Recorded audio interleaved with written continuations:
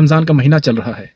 اگر کوئی شخص رات کے وقت ناپاک ہو جاتا ہے تو پھر اسے سحر میں غسل کرنے کی کوئی ضرورت نہیں ہے، اگر وہ کرتا ہے تو ٹھیک ہے، ادروائز کرنے کی کوئی ضرورت نہیں ہے۔ وہ شخص فجر کا وقت داخل ہونے کے بعد بھی غسل کر سکتا ہے۔ ابو ہریرہ رضی اللہ عنہ نبی علیہ السلام کے انتقال فرمانے کے قریب 30 سال کے بعد تک لوگوں کو یہی فتویٰ دیا کرتے تھے کہ اگر کوئی شخص فجر کے وقت کے داخل ہو جانے کے بعد بھی زمبی رہتا ہے تو ایسے شخص کو چاہیے کہ وہ روزہ نہ رکھے، اس شخص کو چاہیے کہ وہ افطار کر لے۔ لیکن جب ابو ہریرہ رضی اللہ عنہ کو کسی نے یہ بات بتائی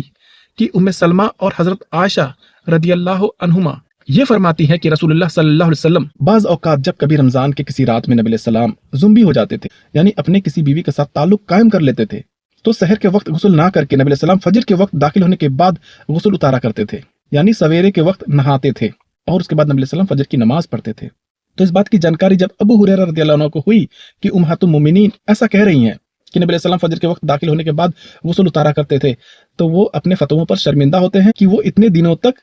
ایسا فتویٰ دیتے رہے جو کہ سنت کے خلاف تھا۔ ساتھیوں، آج ہم کہتے ہیں کہ ہمارے امام صاحب سے کیسے ہو سکتا ہے کہ کوئی حدیث چھوٹی ہوئی ہو، کیسے ہو سکتا ہے کہ قرآن کی کوئی ایک آیت کی جانکاری انہیں نہ ہو۔ یہاں تو ابو ہریرہ کی بات ہو رہی ہے جو کہ سب سے بڑے حدیث کی راوی ہیں، سب سے زیادہ حدیث روایت ابو ہریرہ نے ہی کی ہے، اور ابو ہریرہ کو یہ حدیث کے بارے میں جانکاری نہیں تھی۔ جب ابو ہریرہ کو کچھ حدیثوں کی جانکاری نہیں ہو سکتی تو ہمارے اماموں کا ابو ہریرہ رضی اللہ عنہ کے سامنے تو کوئی حیثیت، کوئی اوقات ہی نہیں ہے۔ لہٰذا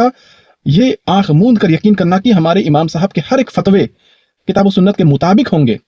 ہمارے امام صاحبوں کی ہر ایک تعلیمات کتاب و سنت کے مطابق ہی ہوگی، اس طریقے سے اندھ وشواس کرنا یہ غلط ہے۔ بلکہ ہمیں تحقیق کرنا ہوگا کہ ہمارے امام صاحب نے یہ بات بتائی ہے کیا واقعی میں کتاب و سنت کے مطابق ہے یا نہیں، کیونکہ جب ابو ہریرہ رضی اللہ عنہ کو غلطی لگ سکتی ہے تو ہمارے امام، ہمارے علماء تو شیء کوئی نہیں۔